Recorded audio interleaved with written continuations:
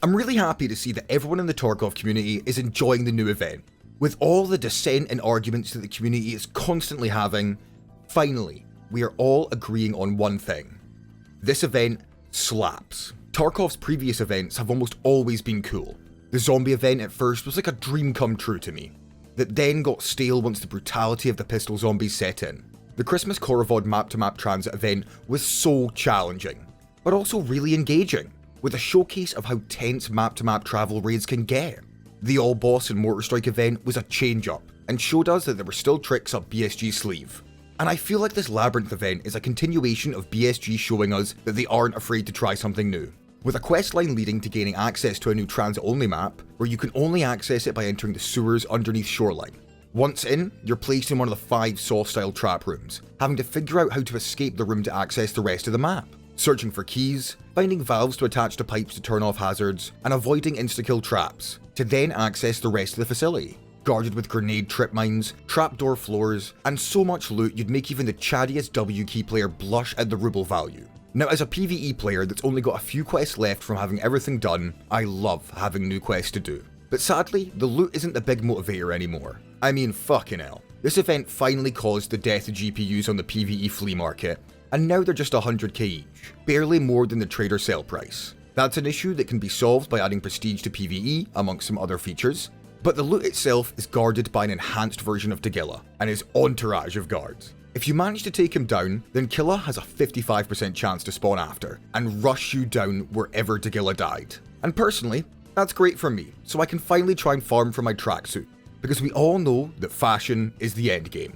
This does bring up the age-old conversation that Tarkov bosses are thematically outstanding and mechanically bullshit. Tagilla is generally more manageable, because he will try and rush you with melee, giving you a chance to blast his face. But compared to his normal hammer, which you could take maybe a couple hits from, his event axe has much higher damage stats, meaning you're almost certainly killed in one swing, with the second one guaranteed to finish you off if not. And Killa is just a full auto fiend, with coded in cheats that means he reloads his weapon in a fraction of the time compared to any PMC. He's still manageable in normal engagements, but it leads to a preference to cheese the bosses with angles and terrain. When I was fighting them myself, it was rushing and holding angles, closing doors behind me to force them to open them so I can get a quick burst of bullets out. But then I see streamers fighting them, and the AI is bugged out for the easiest boss kills of their lives. Although, the ranting about bosses is kind of being a dead horse at this point, so I shall move on. If I could describe the experience of this map in one word, it would be tense. From the complete unknown of how to get past the spawn trap rooms, to walking carefully through the facility to not trigger a tripwire or a pitfall trap, or to listening for any other movement inside the labyrinth.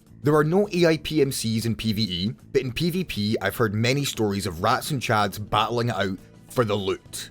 The tension of having a bag full of amazing loot, but then hearing Tagilla's ominous shouts, taunts and laughter reverberate through the compact sewers is both awesome and frightening. And as always, the level design and atmosphere is fantastic. The map is not that big, do not get me wrong. If the timescale for development is the same as the other events, then they probably worked on this event for about 2 to 3 months, as that's how long the zombie event took to make.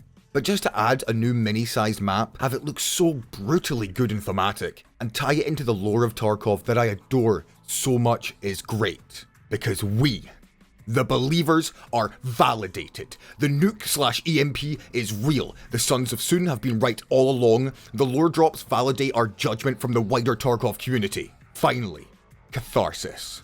And aside from the lore cult going crazy, the flavor text in the quests, the world building, and the interpersonal trader drama all lead to a fleshing out of the already unique setting that Tarkov has. Not everyone pays attention to the lore or the world, and that's fine. But I would say, if you go through some lore videos, read some quest text, you'll find some seriously interesting interactions and stories. They should 100% keep this map in the game in some format. Maybe getting the keys becomes really hard, but if you manage to get one, the loot potential is yours. Maybe it's available on the weekends, or rotating to not inflate the economy, but to surge player numbers. They need to keep doing interesting events like this, especially when wipes get stale for PvP players. The same goes for older events and reruns. I'd love the zombie event back at some point, as long as they remove or heavily nerf the pistol zombies. Or maybe add zombies as a toggle for an offline mode. This event has tight PvP for the chads, lots of loot for the rats, and an experience that every active Tarkov player should try. Myself and everyone else has a lot of skepticism for BSG. They've made many mistakes along the way, and the Unheard Edition fiasco still has my other friends unwilling to buy the PvE mode, because why should they give them money when they're monetizing more and more aspects of the game? But when it comes down to the world, story, map design, gameplay, and atmosphere, creating a unique game that nothing else comes close to, BSG is unmatched. So many developers think that they can just copy Tarkov's gameplay format and have a hit. I've played almost every single extraction game out there, and nothing keeps me coming back like Tarkov does. I'm a blue-collar Andy playing PvE with my duo partner, but as someone that works and has a social life, that's fine for me.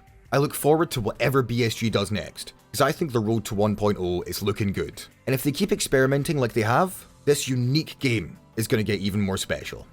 Thank you for watching. It's been almost 4 months since I last uploaded. I've tried a lot of things in the meantime to varying degrees. Some were stuck in ideation, some half or even fully completed that I just didn't like.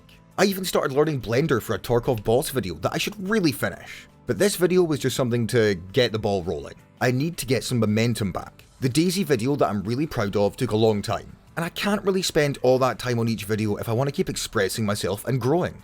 So here's hopefully the first of multiple shorter form videos. But knowing me and my writing style, they're gonna get longer than I'd like. Either way, thank you for watching, and good luck in the labyrinth.